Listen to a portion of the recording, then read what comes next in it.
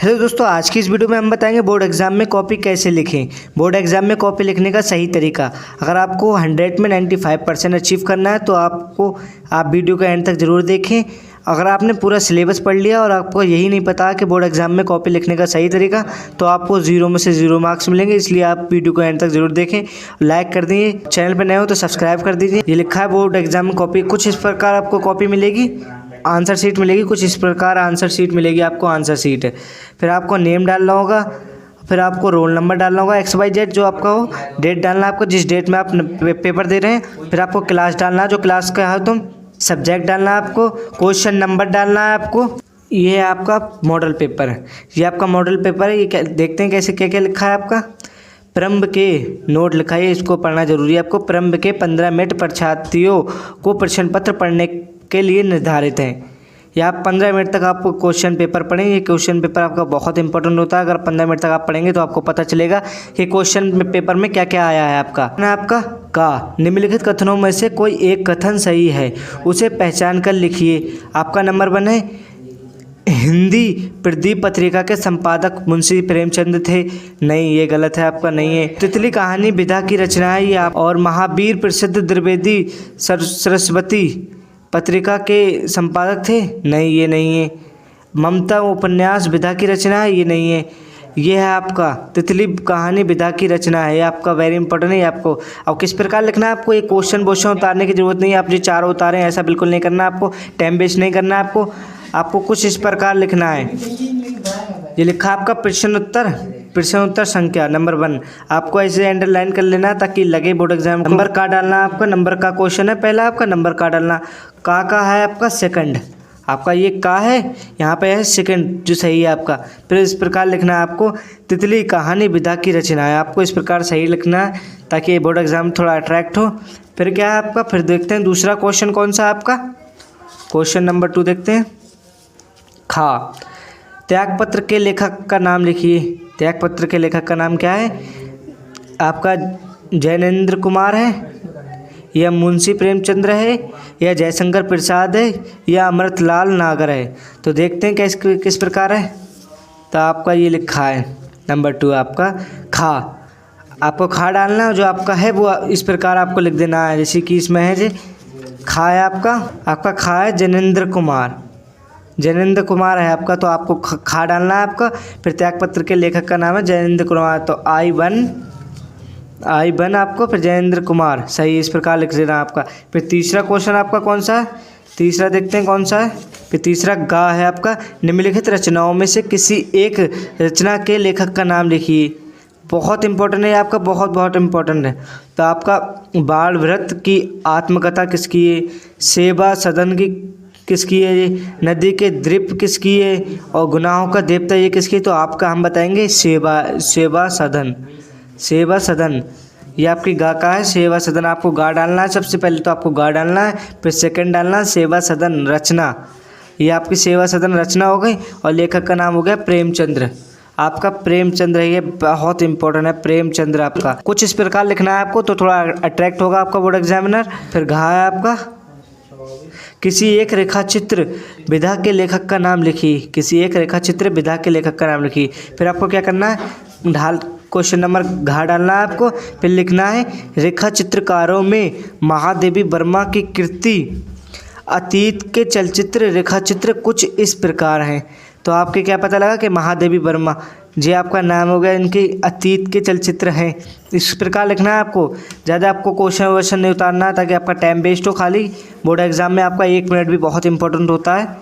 Number डा देखते हैं, किस एक एकांकी लेखक का नाम लिखिए। एकांकी लेखक का नाम पूछा है आपका, तो आपको किस प्रकार लिखना है, आपको क्वेश्चन नहीं उतारना। ज़्यादातर बच्चे क्या करते हैं कि क्वेश्चन उतारते हैं, पूरा लिखते हैं किसी एक एकांकी लेखक का नाम लिखिए, फिर उसके नीचे आंसर उतारते हैं। ऐसा आपको बिल्कुल नहीं करना। आपको डालना है डॉ, फिर लिखना आपको हिंदी की प्रथम एकांकी जयशंकर प्रसाद द्वारा रचित एक घूट है। आपको क्या करना है, आपको फिर क्वेश्चन पेपर में देखते हैं अपना। क्वेश्चन पेपर में फिर क्वेश्चन पेपर अपना क्वेश्चन नंबर 2 आ गया। अब आपको क्वेश्चन नंबर 2 डालना होगा।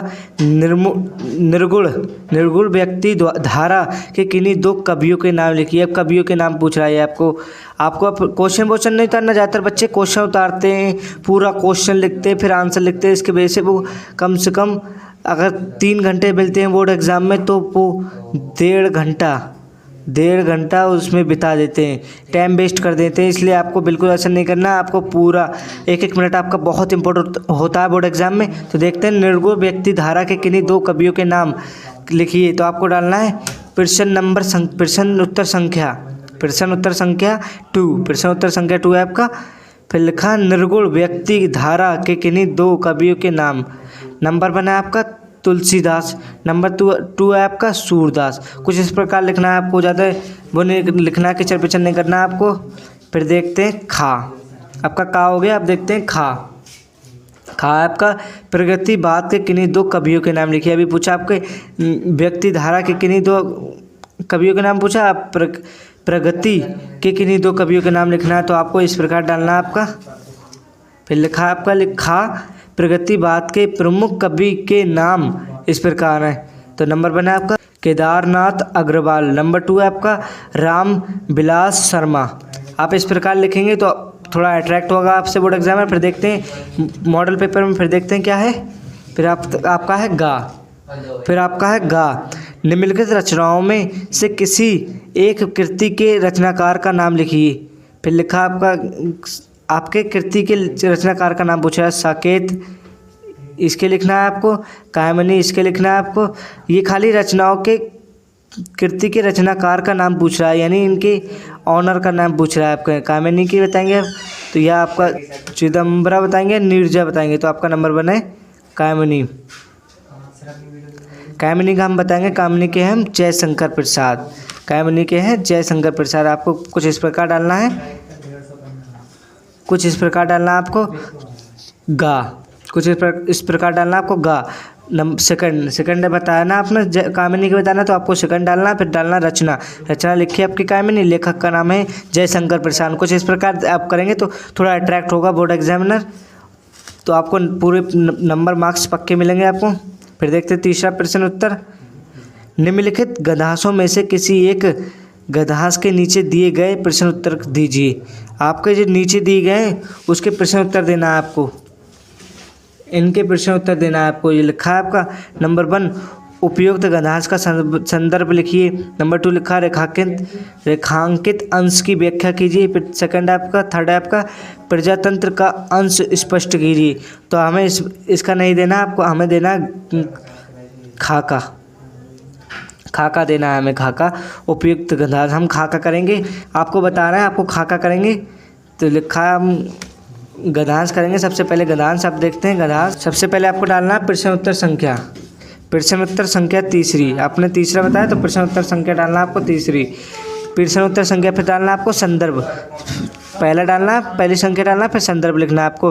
प्रत्युत गद्यांश हमारी पाठ्य पुस्तक, इस प्रकार लिखेंगे तो आप बोर्ड एग्जामिनर 100 में से 100 मार्क्स पक्का देगा आपकी कॉपी को देख के।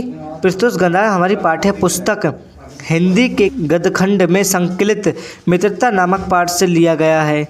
इसके लेखक आचार्य रामचंद्र शुक्ल जी हैं। इस प्रकार लिखेंगे तो आपको बोर्ड एग्जामिनर 100 में से 100 मार्क्स पक्का देगा। फिर आपका सेकंड क्या है, अभी आपसे पूछा उपयुक्त गद्यांश का संदर्भ लिखिए। फिर आपका रेखांकित अंश की व्याख्या कीजिए। तो व्याख्या करेंगे हम, रेखांकित अंश की व्याख्या कुछ इस प्रकार है। प्रस्तुत गद्यांश में लेखक का कहना है कि कुसंग का ज्वर सबसे भयानक होता है। ये केवल नीति और सद्वृत्ति का ही नाश नहीं करता बल्कि बुद्धि का भी क्षय करता है, मतलब बुद्धि का भी नाश कर देता है। किसी युवा पुरुष की संगति यदि बुरी होगी तो वो उसके पैरों में बंधी चक्की के समान होगी जो उसे दिन दिन अवनति के गड्ढे में गिराती जाएगी, यानी उसे दिक्कतों के गड्ढे में गिराती जाएगी। इस प्रकार लिखना है आपको। जैसे ये लिखा है आपका, ये आपका लिखा है सेकंड। आपको इसमें से लिखना होगा, व्याख्या में से लिखना होगा आपको। जैसे लिखा कुसुम का ज्वर सबसे, आपको अगर आप इस प्रकार लिखेंगे, सबसे पहले प्रस्तुत ग्रंथ में लेखक का कहना है कि, फिर आप इसको उतार दीजिए सेम। तो बोर्ड एग्जामिनर आपको 100 में से 100 मार्क्स पक्का देगा, 100 में से 100 मार्क्स पक्का देगा आपको। आप इस प्रकार लिखेंगे। फिर क्या लिखा है, नंबर 3 लिखा है आपका, कुसुम का मनुष्य के जीवन पर क्या प्रभाव पड़ता है। इसमें आपका एक क्वेश्चन पूछा जाता है, तीसरा आपको क्वेश्चन पूछा जाता है, आपको बताना होगा कुसुम का मनुष्य के जीवन पर क्या प्रभाव पड़ता है। तो मैं बता दूं, इसका है थर्ड है आपका, कुसुम का मनुष्य के जीवन पर क्या प्रभाव पड़ता है। तो मैं बता दूं, इसका उत्तर है कुसुम का ज्वर सबसे भयानक होता है। ये केवल नीति और सौवृद्धि का ही नाश नहीं करता, बल्कि बुद्धि का ही नाश कर देता है। ये आपका बहुत इंपॉर्टेंट था, बहुत इंपॉर्टेंट था आपका। आपको इस प्रकार लिखना है, फिर आपको डालना। फिर लिखा है, निम्नलिखित पदांशों में से किसी एक पदांश की संदर्भ सहित व्याख्या कीजिए तथा काव्य सौंदर्य भी स्पष्ट कीजिए। तो आपको सबसे पहले डालना प्रश्न उत्तर संख्या 4। फिर आपको लिखना संदर्भ, इस प्रकार लिखेंगे आप। फिर आप लिख दीजिए एक्सेट्रा एक्सेट्रा, आप अपनी अपनी मर्जी से लिख दीजिए ना। जैसे मैंने बताया आपको कुछ इसी प्रकार लिखना होगा। तो आपको 100 में से 100 मार्क्स पक्का देगा बोर्ड एग्जामिनर आपकी कॉपी से अट्रैक्ट होके। फिर देखते हैं 5वां क्वेश्चन कौन सा है आपका। निम्नलिखित लेखकों में से किसी एक लेखक का जीवन परिचय दीजिए एवं उसकी किसी एक रचना का नाम लिखिए। तो आप लिखना चाहें तो डॉक्टर राजेंद्र प्रसाद का लिखिए, डॉक्टर जयशंकर प्रसाद का लिखिए, आचार्य रामचंद्र शुक्ल जी का लिखिए। ये आपके बहुत इंपॉर्टेंट होते हैं। ये तीनों जीवन परिचय हमेशा आते हैं, हर साल पूछे जाते हैं। तो आप नंबर 5 डालिए, संख्या नंबर, आप इस प्रकार डालें संख्या प्रश्न उत्तर।